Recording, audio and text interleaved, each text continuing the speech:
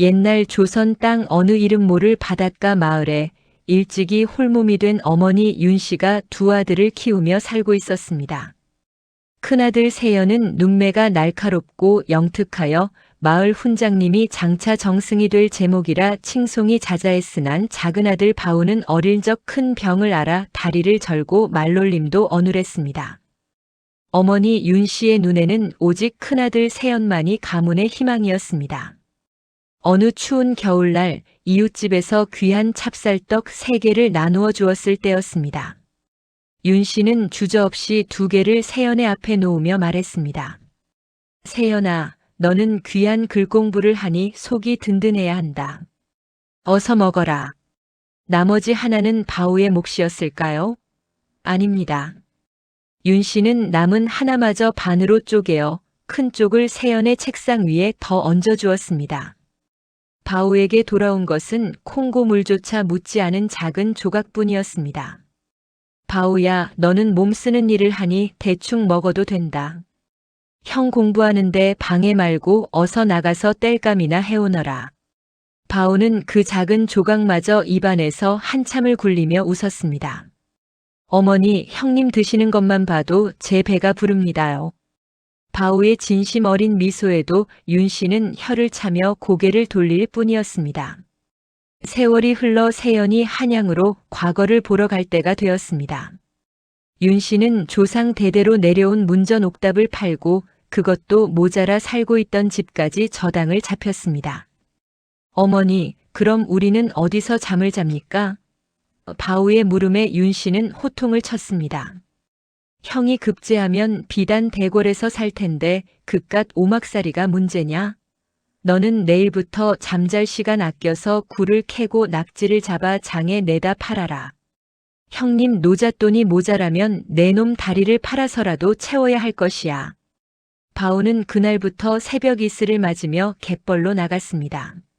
소금물에 발등이 터지고 겨울바람에 귀가 떨어져 나갈 듯해도 바우는 맨손으로 바위를 훑어 전복을 땄습니다. 그렇게 모은 푼돈은 모두 세연의 주머니로 들어갔습니다. 세연이 한양으로 떠나는 날 바우는 자신이 산에서 직접 깎아 만든 나무 놀이개를 건넸습니다. 형님, 시험 보다가 답답하시면 이걸 만지며 제 생각을 하셔요. 그럼 마음이 편안해지실 겁니다.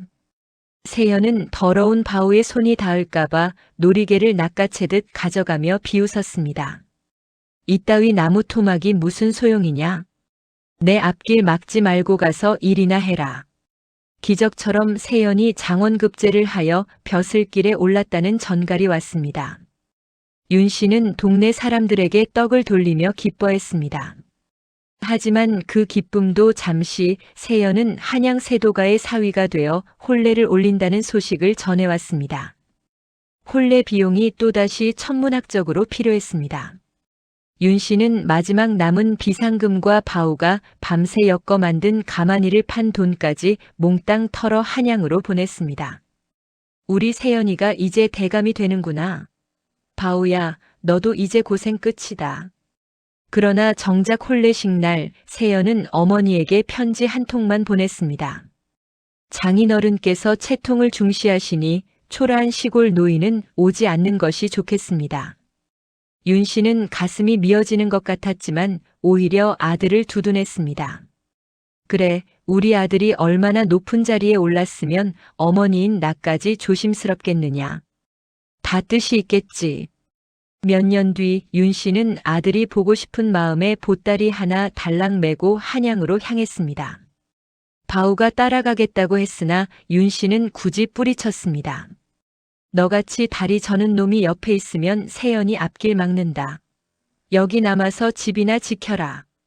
보름을 걸어 도착한 세연의 저택은 으리으리했습니다. 하지만 대문을 두드린 윤 씨를 맞이한 것은 세연의 차가운 눈빛이었습니다. 아니, 어머니, 이 몰골로 여길 왜 오셨습니까? 하인들이 보면 제 체면이 뭐가 되겠습니까? 세연은 어머니를 안채가 아닌 말 구유 냄새가 진동하는 행랑채 골방에 가두었습니다.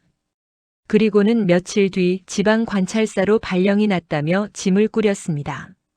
어머니, 저는 이제 떠납니다. 여기 은자 몇 입 드릴 테니 고향으로 내려가세요. 다시는 저를 찾아오지 마십시오. 저에게는 이제 제 가문과 미래가 중요합니다. 눈보라가 몰아치는 겨울밤 세연은 어머니를 차가운 길바닥에 내버려 둔 채 화려한 가마를 타고 떠나버렸습니다. 한양 거리에서 국거를 하던 윤 씨는 결국 병이 들어 눈밭에 쓰러졌습니다. 의식이 가물가물해지는 순간 멀리서 어머니 하는 절규 섞인 목소리가 들려왔습니다. 바로 바우였습니다. 마을에 소문이 돌자마자 바우는 맨발로 한양까지 달려온 것이었습니다. 바우는 자신의 겉옷을 벗어 어머니를 감싸 안았습니다.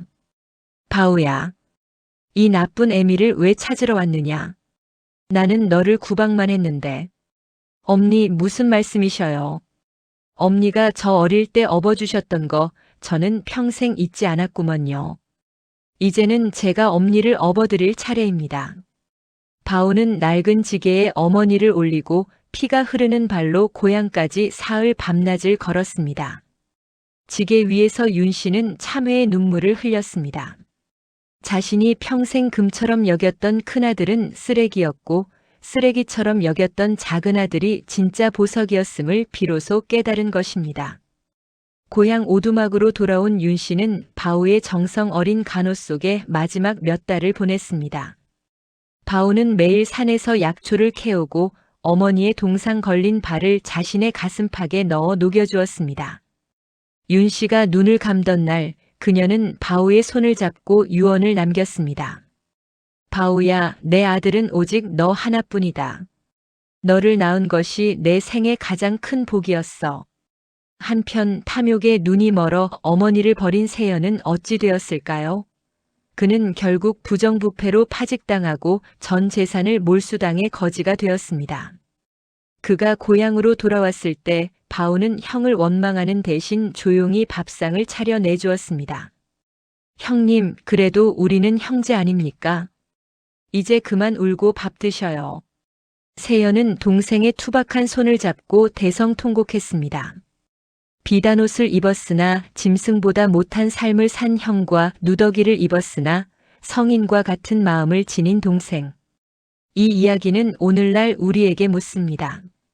당신의 곁에 있는 가장 소중한 사람은 누구입니까? 눈에 보이는 화려함에 속아 진짜 보물을 버리고 있지는 않습니까?